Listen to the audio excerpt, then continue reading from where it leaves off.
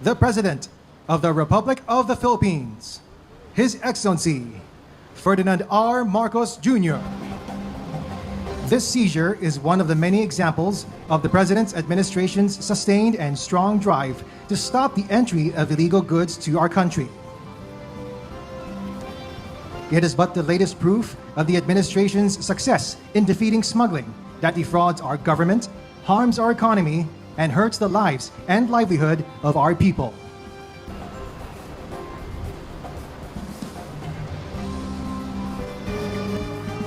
In accordance with Republic Act number 11900, also known as the Vaporized Nicotine and Non-Nicotine Products Regulation Act, which mandates strict adherence to regulations concerning the importation, distribution, and taxation of vaporized nicotine, non-nicotine, and tobacco products.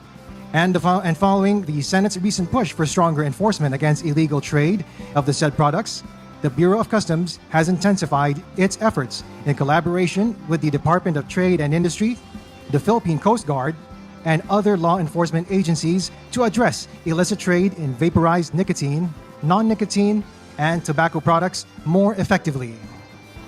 Now, in the condemnation portion of this activity.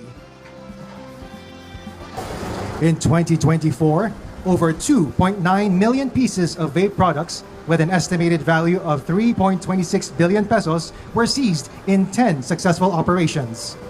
These operations were conducted in the Port of Manila and Manila International Container Port, as well as through the lawful exercise of visitorial power through the issuance of letters of authority by the Commissioner, which allows for inspections of imported goods available for sale or stored in warehouses or establishments. Today's ceremony is the Bureau's proof of compliance to the President's clear instruction to stamp out illegal trade that leads to loss of revenues, jobs, and growth. And we have carried out the President's marching orders with resolve and resourcefulness. We have brought the fight to economic saboteurs, not only to those who smuggle vape, but all products. In fact, in 2024, total value of customs interdictions and confiscations reached 85.167 billion pesos.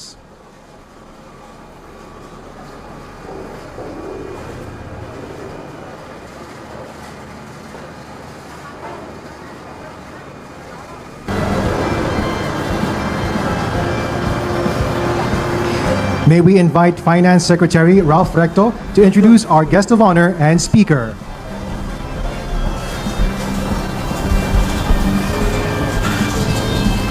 Ladies and gentlemen, the President of the Republic of the Philippines, His Excellency Ferdinand R. Marcos Jr.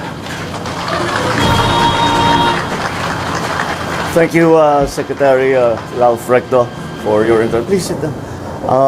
Well, we just came here today to highlight the efforts of our Bureau of Customs, our Department of Finance, our Department of Trade and Industry on our efforts to try and curtail the smuggling, which has become very, very rampant of these vape products and their sale, most disturbingly, to minors. I'm happy to be able to report to the country that the levels at which we have been able to find these smuggled goods and to eventually destroy them has increased steadily over the last year and a half.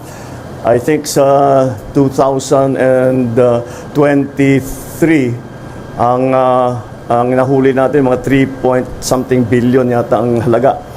Nagdoble yun last year, and just from January to March, we are well on our way also to achieving even more seizures of these illegal vapes. Why is it so important that we do this? One, of course, because it is illegal. They have smuggled these in without any permits, any kind of documentation. Pinagbibili na nga dito sa Pilipinas. And the very serious problem that accompanies that, na walang documentation, na walang inspection, dahil yung iba rito na in-inspection natin ay nahanapan, may laso na nakapasok doon sa liquid na ginagamit na pang-vape. Kaya lalong-lalo na nakakabahala dahil kung titignan natin yung packaging talagang para sa bata. Kaya ang target market nila bata. So unang-una, gusto nilang turuan ma-addict ang mga bata sa vape. Tapos delikado pa yung vape dahil may lason ngang nakikita na isinasama. Kasi hindi natin naman malaman, hindi natin na-inspection, smuggled nga. Hindi natin ma-inspection, hindi natin alam kung saan galing. We do not know about the manufacturing process that they go through before they come here. So hindi natin malaman kung ito ba'y safe o hindi. Kaya yan ang nagiging malaking problema sa atin. Kaya naman, I congratulate all our people here in the Bureau of Customs and Department of Finance.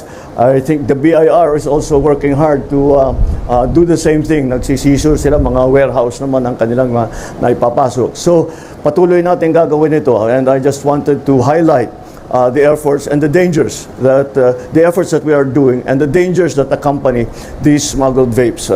Far and beyond the loss in revenue to the government, more important to us are the health issues that these smuggled vapes raise. So again, thank you all very much. Congratulations. Keep up the good work. And we are beginning to see success to all of your efforts. Maraming salamat. Congratulations. Keep it going. Tuloy-tuloy tayo. Thank you. Thank you, Mr. President.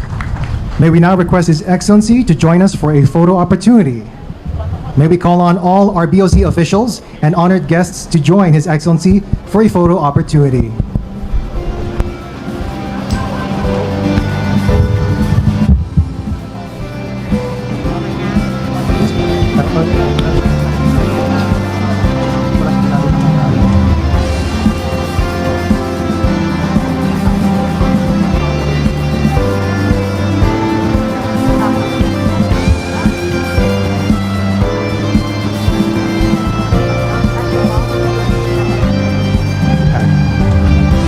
At the count of 3, ready?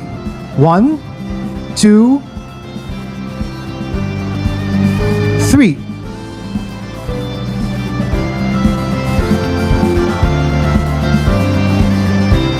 Thank you, Mr. President.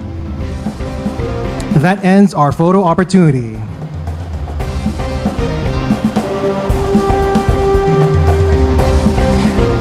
Ladies and gentlemen, may we please advise everyone to please return to their seats.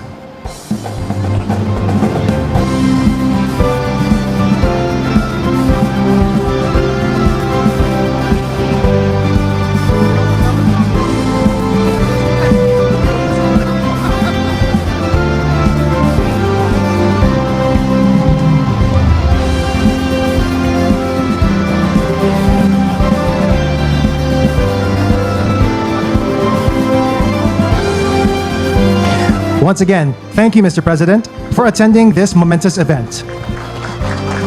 Once again, the President of the Republic of the Philippines, His Excellency, Ferdinand R. Marcos Jr.